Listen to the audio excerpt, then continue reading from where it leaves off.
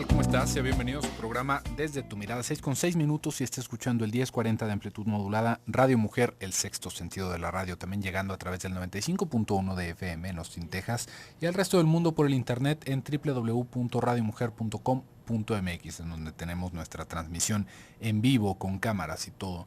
Le recuerdo nuestros teléfonos en cabina 31 22 11 90 y 36 47 18 83. Si quiere participar el día de hoy, también tenemos un teléfono celular para que nos mande mensaje vía WhatsApp. El número es 333 822 3208. Tras los micrófonos, sus psicoanalistas de la radio, Gabriela Maldonado, y su servidor José Luis Samarripa. Y el día de hoy vamos a hablar sobre la segunda parte del tema con el que nos quedamos el día de ayer: criminalidad en menores de edad. Nos habían hecho una participación, me parece desde Austin, Texas, en donde se nos preguntaba qué hacer con estos muchachos, ¿no? ¿Qué hacer con estos niños que van rompiendo la ley? Y nos habíamos quedado con una cierta idea, ¿no? De que, bueno, si lo pensáramos en capacidades mentales y en actos, no podríamos realmente decir con demasiados fundamentos que se les tendría que procesar de una manera diferente. ¿Por qué? Porque siempre nos vamos quedando con esta idea de que no se tiene la razón para hacer esto o aquello. Podríamos decir que hay ciertas cosas con las cuales podríamos ser menos severos en nuestros castigos. Por ejemplo, intoxicaciones, ¿no?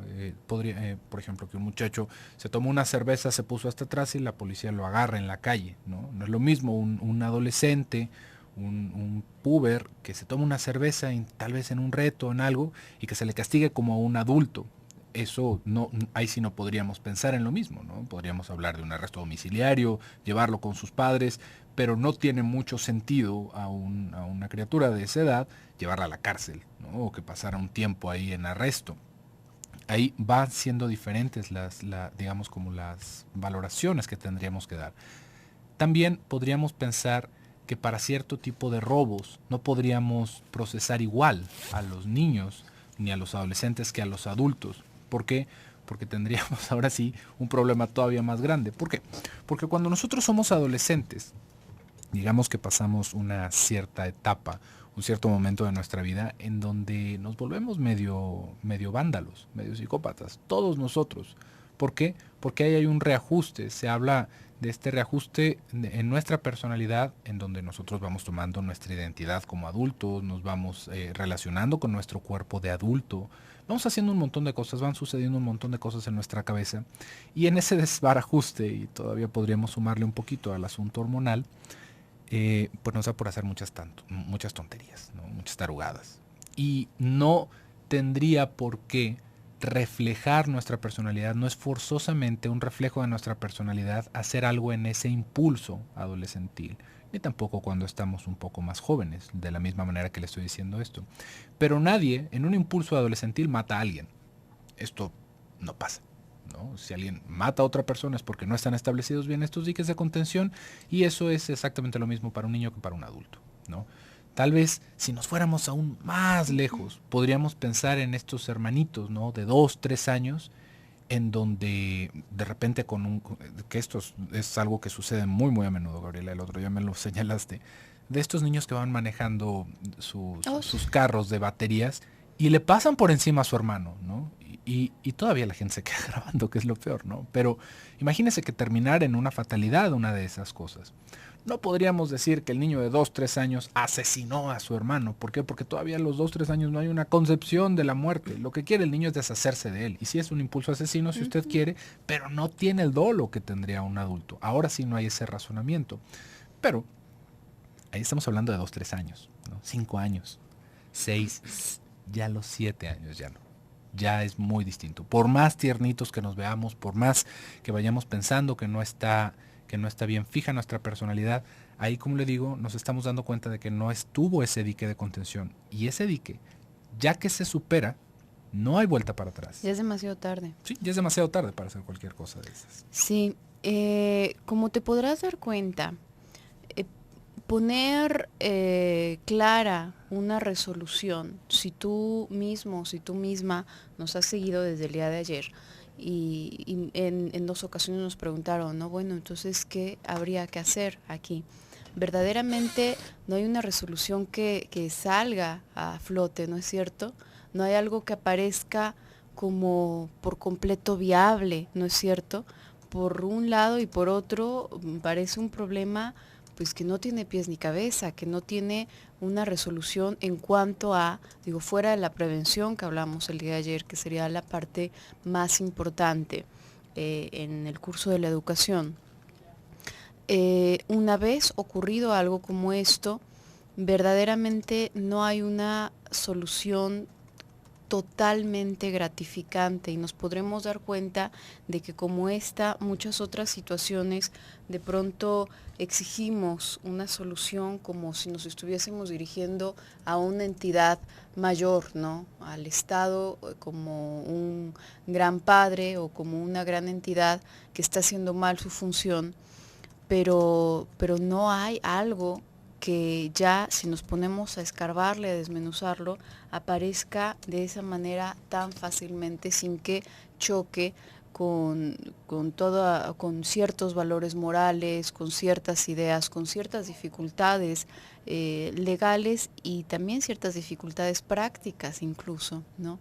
Yo creo que esto es algo, precisamente por eso, bueno, pues se desata como un gran dilema cada vez que surge algo como esto, incluso en otros países, pues ha habido países en donde ha sido tan impactante esta criminalidad en menores y también de alguna manera por la obstrucción que supone la ley, una ley a lo mejor pensada en que los menores no van a matar y no van a formar parte ya de una organización criminal importante, pues ante esa imposibilidad ya lo único que quedaba era en lo individual, algo muy lamentable, ¿no? Inmediatamente se mataban, esas criaturas no tenían derecho ni a juicio ni a nada en absoluto, era inmediatamente matarlo porque pues, era la única manera que esas personas encontraban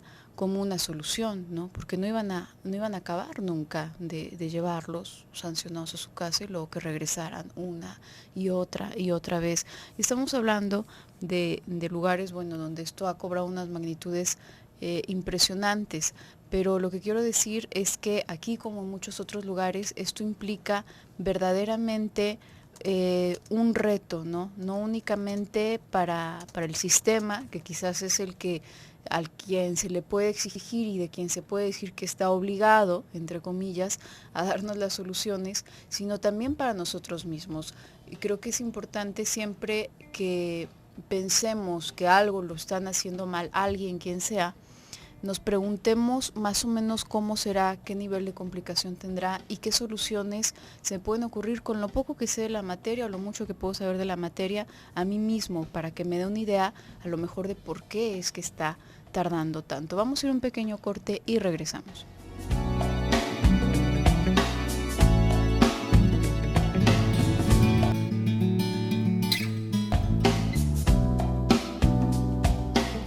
Regresamos a tu programa Desde tu Mirada, 6:19. Estamos hablando el día de hoy acerca de la criminalidad en menores de edad. Si quieres participar con el programa del día de hoy, puedes hacerlo en Guadalajara, los teléfonos 31 22 11 90, 36 47 18 83. Desde cualquier parte del mundo que nos estés escuchando, puedes darnos tu opinión a través de WhatsApp al celular 333-822-3208. Y en el bloque pasado comentaba, bueno, esta dificultad, este número de dificultades que aparecen, ¿no? Va a variar. Creo que cada persona que vayas a escuchar va a variar la opinión que te pueda dar, ¿no? Y bueno, en muchas ocasiones te hemos repetido lo que aquí hablamos. Sí hablamos, digamos, tomando en cuenta un punto de vista psicoanalítico, pero no es que hablemos la única opinión que existe desde el psicoanálisis, ¿no? Incluso desde esta misma teoría habrá muchas personas que probablemente te darán una opinión, tendrán una visión distinta, tomando en cuenta algo muy fundamental como es esta irreversibilidad de el quiebre que se genera luego de llevar a cabo un asesinato con toda la voluntad de hacerlo, que esto es algo pues innegable, ¿no? De alguna manera no es que pueda haber tantas opiniones al respecto, ¿no? Tomando en cuenta esto, desde mi muy particular punto de vista, yo pensaría que sí sería necesaria un retirar a esas personas, un excluir a esas personas, independientemente de la edad que se tenga. ¿Por qué? Porque, para empezar, decíamos el día de ayer, esto ya queda como una opción viable. Y una opción viable, si no se repite, si no llega a repetirse a lo largo de la vida, es por coincidencia, ¿eh? No es por ninguna otra cosa, es meramente por coincidencia, no se volvió a dar la situación para, ¿no? Entonces queda como una opción viable y esto significa un riesgo, a final de cuentas. Y por otro lado, porque no hay, digamos, a final de cuentas ya no hay más que hacer ahí. Entonces, pues lo que se pueden hacer son muy poco, ¿no? Se pueden hacer algunas cosas muy poco, nunca para resarcir ese daño que se ha generado ya en esa cabeza. Se pueden hacer algunas cosas pocas, pero no en dirección a resarcirlo. Sin embargo, pienso que esta retirada tendría que ser de una índole distinta a la que se encuentra a la mano actualmente. Incluso me atrevería a decir que para algunos adultos, bueno, pues las condiciones en las que se retiran de la sociedad cuando se comete algún crimen de cualquier categoría, en muchos sentidos podrían ser distintas, ¿no? No en el sentido que quizás se puedan estar imaginando de que sea algo más bonito y acogedor, no únicamente en ese sentido, probablemente algunas de las modificaciones sí irían más en el sentido humanitario y otras incluso en un sentido más práctico, ¿no? En un sentido que no se convierta ahí nada más en un lastre, en estar sosteniendo de por vida a lo mejor a cantidad y cantidad de personas pues que se vuelven improductivas, ¿no? Y nada más hay una carga para la sociedad en lo que terminan su condena. Incluso para los adultos podría haber algo distinto. Sin embargo, pienso que en el caso de los menores sí tendría que existir alguna, así como esta concesión de la que hablabas tú el día de ayer, José Luis, a propósito de las personas con alguna discapacidad mental o que llegan a cometer algún crimen, ¿no? Que se dice, bueno, esta persona va a ir, pero va a ir a otro lugar, ¿no? No va a ir a la cárcel, igual puede ser de por vida, igual puede ser X cantidad de años, pero de todas maneras se requiere hacer esta retirada, ¿no? Pienso que tendría que existir esto. Y otra cosa muy importante, hay por ahí una situación interesante que quizás conozcas, quizás no. Si te da por soltarle las llaves de tu carro a tu menor de edad y no lo tienes muy bien educado y muy bien entendido de cómo es que se debe usar un auto y en qué condiciones, y hace alguna tarugada en tu carro, pues tú vas a la cárcel, ¿no? No tu menor de edad. Ahí va por una vía que tiene que ver con el bien material, ¿no? Es porque ese auto está a tu nombre, a final de cuentas.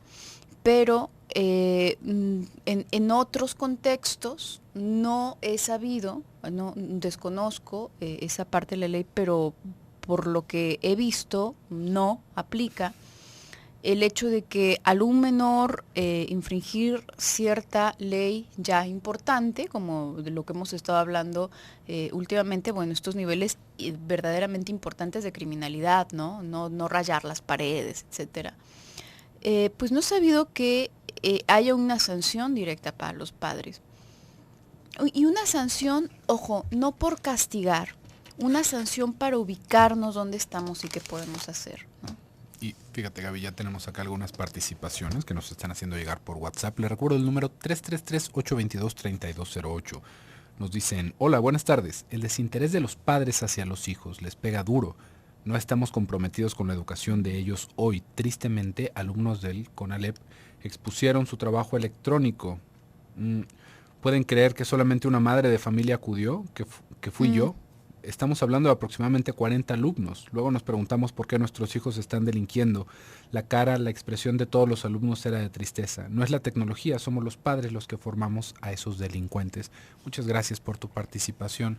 Y el día de ayer, como le estaba platicando, nos quedamos con esta idea, ¿no? ¿Qué hacer para lidiar con este problema, ¿no? Ya ahorita dijimos que hay ciertas cosas en las cuales sí se debería de tener un criterio diferente para juzgar a los menores de edad, pero hay otras en las que definitivamente, como por ejemplo en el asesinato, no podríamos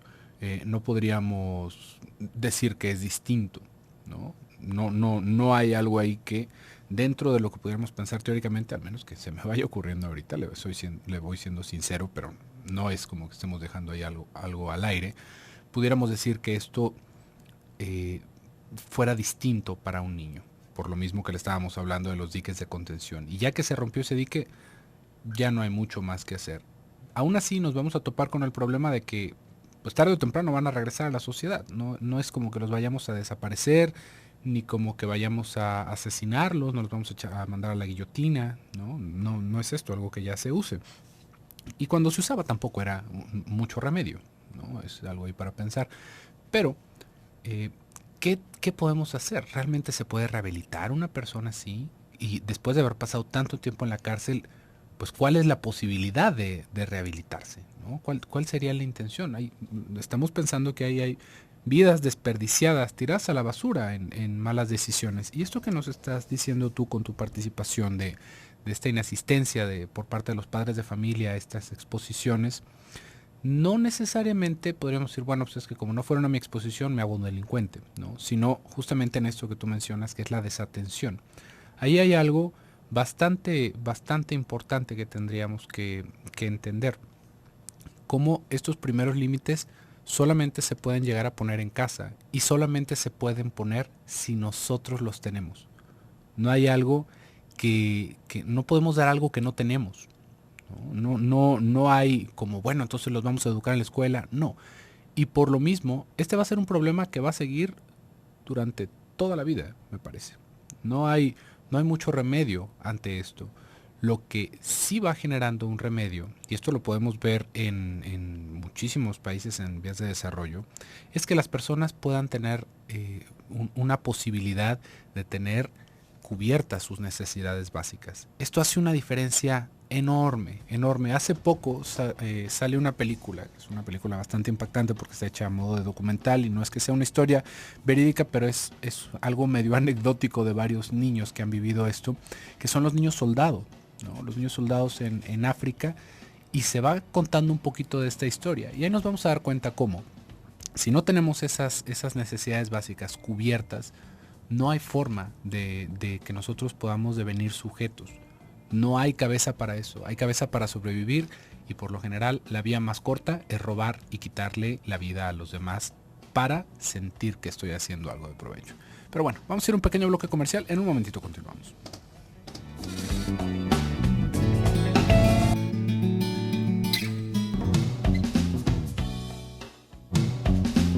Regresamos a tu programa Desde tu Mirada, 6:34. Estamos hablando el día de hoy acerca de criminalidad en menores de edad. Si quieres participar con el programa, puedes comunicarte en Guadalajara al 3122-1190, 3647-1883 o vía WhatsApp al celular 333-822-3208.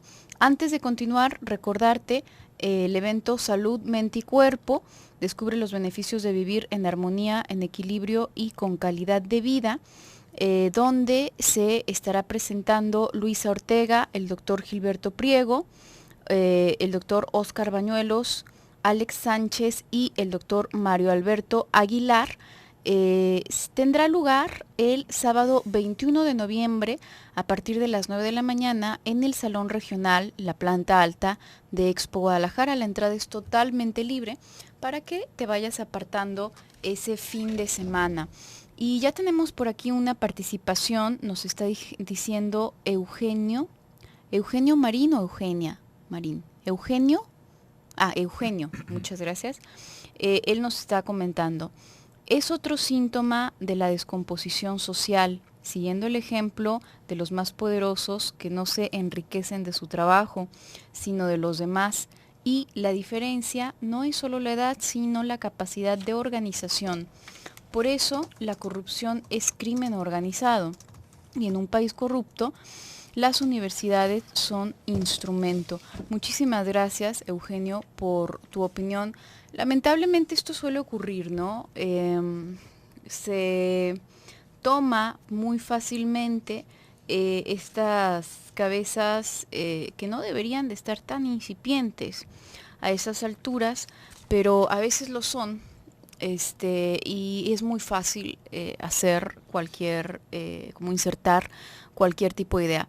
De hecho, sería interesante en algún momento hacer un experimento para que te des cuenta, me refiero al público en general, de lo fácil, verdaderamente fácil que es insertar una idea absolutamente falsa, siendo absolutamente convincente, ¿no?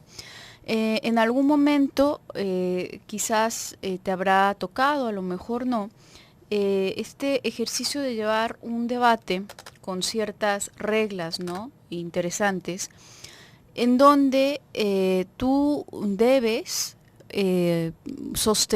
tú debes defender una postura con la cual no estás de acuerdo, con la cual de hecho tú no estás de acuerdo, ya no únicamente por principios o lo que quieras y gustes, sino por los datos que tienes, ¿no? Por lo que sabes acerca del tema.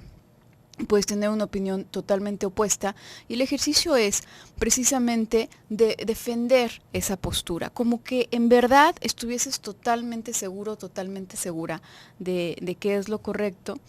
Y es impresionante la cantidad de falacias que pueden salir, que suenan perfectamente convincentes. Entonces, sí, es verdad, muchos adolescentes son presa fácil para vender estas ideas y es verdad que en muchas ocasiones se han tomado de esta manera, se han utilizado de esta manera, pero los adultos no estamos exentos del todo. Es muy, muy, muy fácil de pronto, lamentablemente demasiado fácil, vendernos ciertas ideas. En algún momento se hace este experimento, ya lo hemos comentado, ¿no? En un supermercado, en la entrada de un supermercado, están ofreciendo un producto que apenas va a salir. Por supuesto, todo está montado, nada de eso es cierto, pero esto es la información que le dan al público, ¿no? Apenas van a lanzar este producto y están dándolo gratis por primera vez para que lo conozcan. Entonces consiste, es rejuvenecedor y hace un montón de cosas. Y consiste en que les pongan una serie como de babosas en el rostro, ¿no?, a caminar por X cantidad de tiempo. Y luego de eso, las personas así en testimonio, porque todo se está grabando, dan testimonio verdaderamente de lo distintas que se sienten y de cómo en efecto pueden visiblemente notar que su piel es más joven y está mucho mejor, ¿no? Pero las personas que lo están haciendo a propósito, a sabiendas absolutamente de que no hay forma posible de que eso les pueda llegar a ayudar de alguna manera en lo que están defendiendo que les va a ayudar, ¿no? Entonces, esto es algo que se debe de educar. Es cierto, el sistema puede estar corrupto, nos podemos ir a lo muy grande y podemos ir viendo lo corrupto que es y cómo se pueden utilizar como modelos a seguir, ¿no? Pero esto, fundamental, se aprende en casa. Esto es algo que nosotros deberíamos de aprender a discernir y a distinguir entre lo bueno y lo malo en casa. Y si no está ahí, podemos vivir en donde queramos y vamos de todas maneras a irnos de cara. Uh-huh. Con esa participación que nos están haciendo llegar, también me hizo pensar un poquito, Gaby, y también por esto que dijiste, ¿no? De las mascarillas de los caracoles, y luego tuvimos ese producto en algún infomercial por ahí, ¿no? Una crema con baba de caracol. En serio lo sacaron. ¿Les y todo empezó por una broma, imagínense. Pero bueno, me quedé pensando con esto que estaba hablando en el bloque pasado, en donde decía que es necesario tener nuestras necesidades básicas cubiertas para no, digamos, como para tener un fundamento en donde educarnos. Si esto no está, no es posible, simplemente no es posible que nos podamos estructurar completamente, ¿no? Ahí hay una dificultad enorme para pensar si tenemos hambre, por ejemplo. Pero también esto que nos están haciendo llegar a la participación que habla de las universidades y de la corrupción en las esferas más altas, ¿no? Ahí uno podría decir, bueno, y esa gente no tenía para comer, o qué es lo que sucede. Y ahí es en donde tendríamos que pensar en algo bastante interesante, que era lo que le decía sobre que no podemos enseñar nada que no tengamos. No sé si usted se ha fijado que en muchas partes del mundo, las familias que son las más poderosas y las más ricas, salvo sus excepciones, por supuesto, pero por lo general son personas de abolengo, ¿no? Son personas que han sido ricas desde hace mucho tiempo. Hay nuevos millonarios, por supuesto, personas emprendedoras que han hecho cosas distintas, pero en los grupos políticos, así como en las monarquías, aunque vivamos en supuestas democracias, dependiendo de dónde estemos parados, se va a ir dando cuenta de que todos son familiares. De una o de otra forma, si no es el primo, es el tío, y si no es el tío, es el sobrino, y si ninguno de estos fueron compañeros en la universidad, ¿no?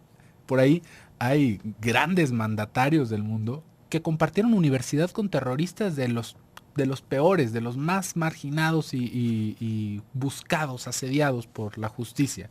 ¿Cómo se explica compañero? Esto? Por su compañero, imagínese, jugaban en el mismo equipo de voleibol y después de eso sucede esto, ¿no?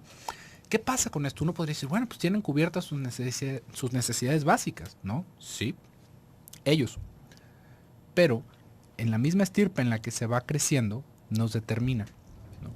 Lo que nos enseñan nuestros padres es lo que a ellos les enseñaron sus padres y lo que a sus padres les enseñaron sus padres. Esto se va diluyendo y se va perfeccionando porque si no, seguiríamos en la época medieval. Y en muchos sentidos seguimos en eso, ¿no? En las cavernas. Pero la cosa ahí es que está la posibilidad de ir refinando estas ideas, de ir puliendo el superior. Pero es muchísimo más fácil que esto se siga pudriendo, ¿no? Que esto siga en ese estado de podredumbre. Y eso es lo que vemos, ¿no? No es algo nuevo. Por eso es que le decía que se vuelve un problema realmente imposible de combatir, la corrupción. Lo más que podríamos pensar, ¿no? Si hablamos de corrupción, es que sean más las personas que lo noten y que lo busquen detener, ¿no? Porque por ahí también nos vamos a ir dando cuenta que como muchas de estas personas se sitúan en puestos de poder, se vuelven ídolos. Y las demás personas que de alguna manera han tenido que trabajar y han tenido que salir adelante y no la han tenido tan fácil como para llegar y robar a manos llenas, van tomando como un ejemplo a estas personas. Uh-huh. Se visten como estas personas, hablan como estas personas. ¿Por qué? Porque ahí hay una crisis de identificación. Porque los modelos que están en casa, igual y mi padre es leñador, pero a mí me gusta más cómo vive el artista, a mí me gusta más cómo vive ese político que yo veo. ¿Y cómo podría yo ser así? Vemos personas que compran sus biografías y las estudian y se meten a seminarios para pensar como ganadores, porque hay una búsqueda de identificación con estos rasgos, sin darnos cuenta de que esos rasgos son patológicos, ¿no? Son psicopáticos, son perversos. Y eso es lo que hace que prevalezca. Y tristemente, así como en algún momento lo dijimos, todas las personas que van teniendo este tipo de estructura van buscando puestos de poder. Y los que no tienen esta estructura no les preocupa. Entonces, ¿quiénes acaban ganando, ¿no? ¿Quiénes son los que acaban posicionándose en esos lugares? Como siempre, salvo sus excepciones. No podemos generalizar, pero sí hablar de una gran mayoría. Vamos a ir a un pequeño bloque comercial. En un momentito continuamos.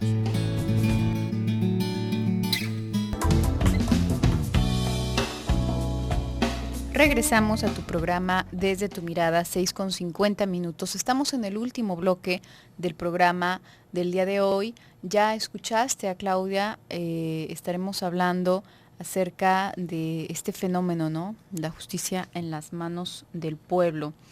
Y bueno, pues los alcances que esto puede llegar a dar, ya lo estaremos hablando la próxima semana. Nos quedamos en esta cuestión en donde decíamos, es real, definitivamente no puede sernos ajeno el contexto en el cual nos estamos desarrollando. Sin embargo, siempre vamos a estar más influenciados por nuestro entorno más inmediato. Se va haciendo una cadena, es cierto, porque a la vez este entorno más inmediato al individuo está inserto en otra esfera más grande, y esa está inserta en otra, y así sucesivamente, y se van influenciando una a la otra, ¿no? Definitivamente. Sin embargo, en lo más inmediato que tenemos es donde se requerirían hacer obtener, digamos, ciertas herramientas para entonces poder dirigirnos al mundo, salir a ese mundo, a esa esfera mucho más grande, ya con una mentalidad que nos permita, ya sea, como decíamos hace un momento, ¿no? Pues ser presa fácil para convertirnos en títere de quien sea, de quien suene más convincente, aunque no tenga nada sustentable detrás de ese discurso aparatoso, o bien que salgamos como personas capaces de cuestionarnos y capaces de evaluar por nosotros mismos lo bueno o lo malo, ¿no? Desde los valores que nos hayan inculcado a nosotros, y no porque nos los hayan repetido, no porque nos hayan obligado a repetir: árbol que crece torcido jamás su tronco endereza. No, todo eso que repites te sirve para muy poco, te sirve para nada a nivel valores. No en ese sentido, sino lo que tú viste y lo que tú experimentaste en esa otra esfera. Si no fuese de esta manera, ¿cómo entonces podría ocurrírsele a una persona de la nada, entre comillas, que el mundo es redondo cuando sonaba algo verdaderamente ridículo y absurdo hace cientos de años, ¿no? Bueno, pero es que como las grandes esferas decían lo contrario, y además ahí te mataban, ¿eh? No era nada más que opinaran distinto y que te vieran feo y te hicieran fuchi. No. Si opinabas distinto era so pena de muerte, ¿no? Si lo andabas divulgando. Entonces, ¿cómo? ¿No? Dentro de esa esfera tan cerrada, tan hermética, ¿por qué habrían surgido personas con un pensamiento que les permitiese cuestionarse y que les permitiese llegar a una conclusión distinta, ¿no?, de la que estaba imperando? Bueno, precisamente porque no somos una copia al carbón, no estamos hechos en serie de esa gran esfera. Lo que tenemos en lo inmediato, lo que podamos absorber de este entorno inmediato, eso nos va a proveer con herramientas que cada quien podrá utilizar de la manera en que sepa hacerlo, en que le dé su cabeza para hacerlo, y eso le podrá ir llevando a abrirse nuevos caminos dentro, sí, quizás de una esfera con más oportunidades o con menos oportunidades, ¿no? Dependiendo ya de cada caso en particular, de cada país, de cada familia, de cada, qué sé yo, ¿no? Entonces, verdaderamente esto es algo en donde deberíamos siempre que se trata de cualquier asunto que tenga que ver con niños, es muy típico que las personas, la mayoría de las personas no tienen casi ningún miramiento para enviar a su hijo a que lo arreglen, sea del cuerpo o sea de la cabeza o porque se está portando mal, pero cuando se trata de ellos mismos es muy diferente, ¿no? No, es que yo no puedo, es que no me está funcionando, es que es una pérdida de tiempo, es que primero voy a... Pero si se trata del niño está bien, ¿no? Y ya le dicen en la escuela, lo vamos a mandar con la psicóloga. Sí, mándenlo. Y tiene que sí que haga. ¿Por qué? Porque es mucho más sencillo siempre asumir que el problema está en el otro. Y qué mejor que asumir que, bueno, pues está en esa criaturita, alguien más la puede reparar y ya, no pasa nada. Y en muchas ocasiones hemos dicho, ahí habría que remitirse al adulto, no al niño. Porque el niño, pues no es más que lo que puede estarse nutriendo constantemente de los adultos de los que está rodeado. Y va a seguirse nutriendo de esos. Entonces, mejor ver qué es lo que le están ofreciendo para ver si le pueden ofrecer algo distinto y entonces que se nutra de algo distinto y crezca distinto. En este caso, la situación es exactamente la misma. Ahí tendríamos que remitirnos al contexto inmediato de estas personas. Uh-huh. Y fíjate, Gaby, ya para terminar el programa, nos están haciendo llegar acá algunas preguntitas vía WhatsApp. Vamos a intentarlas responder con celeridad. Nos dicen, buenas tardes, chicos, y un gusto de escucharlos. Me quedé con varias preguntas del día de ayer. ¿Qué hacer cuando tenemos un pequeño que nos roba? Señalarlo, ¿no? Regañarlo por lo que está sucediendo y hacerle entender por qué está mal. Explicarle, ¿no? Pero no nada más le podemos explicar. Tiene que quedar una amenaza de castración para que se vuelva algo significativo. Si nosotros nos bajamos y con toda la ternura le decimos todo lo mal que está haciendo, no va a quedar ahí. Tiene que saber que es algo malo y que nos enfurece, ¿no? Sin llegar a los extremos, por supuesto. O sea, no sin ridiculizarlo, sin exponerlo. Hacer, claro, pero sí se tiene que saber que estamos muy molestos y que eso es algo que no se debe de hacer. ¿Y por qué? ¿Y por qué? ¿No? Es lo más importante, porque también nos pregunta, cuando nos insultan hasta el grado de los golpes, algo pasó desde mucho antes, ¿no? Algo pasó desde mucho antes como para que eso llegue. Pero también podríamos pensar que hay niños que no es que lo hagan directamente por lastimarnos, sino que son niños que se desbordan y nosotros no sabemos si nos están golpeando, si nos están dando de patadas, si nosotros también los agarramos a patadas o qué les hacemos, ¿no? En este tipo de casos, si ese fuera el caso, en este tipo de situaciones lo que hay que hacer es sostenerlos, ¿no? Para que no nos sigan golpeando, para empezar, y para darles algo de contención, sin asfixiarlos, por supuesto, detenerlos para que se puedan calmar. Y ya que se calmen, los soltamos y podemos entablar una conversación. Antes de eso no se puede, porque si no se vuelve el que grite más, ¿y qué vamos a hacer? Pues es un niño, ¿no? ¿Lo vamos a golpear como adulto? Pues no, definitivamente que no. Pero eso es así como un paso primordial, ¿no? Que se puede establecer nuevamente la vía de la palabra. También nos dice, aquí tenemos el problema de que nuestros niños no saben si son estadounidenses o son mexicanos. Y cuando les convienen son de un lado o del otro. Este es el caso de mi sobrina. Tristemente los centros de niños infractores son más latinos. ¿Qué hacer? Gracias por estos grandes problemas. No, gracias. Nada de gracias, ¿no? Pero, ¿qué hacer con ese asunto de la nacionalidad? Por ahí habíamos hecho unos programas en septiembre alrededor de esta identidad cultural.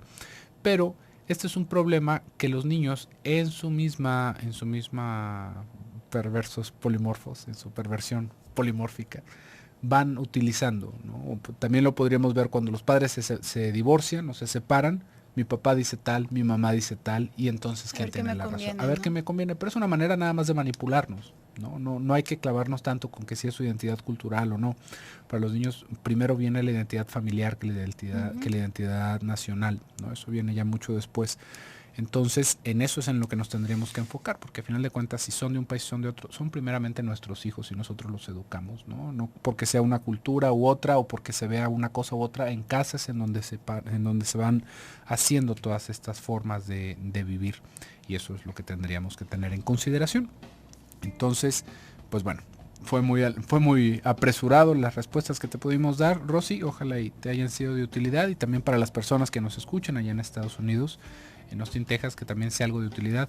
Vamos a intentar hacer un poquito más de temas alrededor de este tipo de situaciones que pueden llegar a tener nuestros paisanos que viven allá, o personas de habla hispana, simplemente, no es una cosa de nacionalidad, sino de poder informar al parejo. Pero bueno, por el día de hoy se nos ha terminado el tiempo. Muchísimas gracias por el favor de su atención. Yo me despido, soy José Luis Amarripa. Yo soy Gabriela Maldonado, hasta pronto.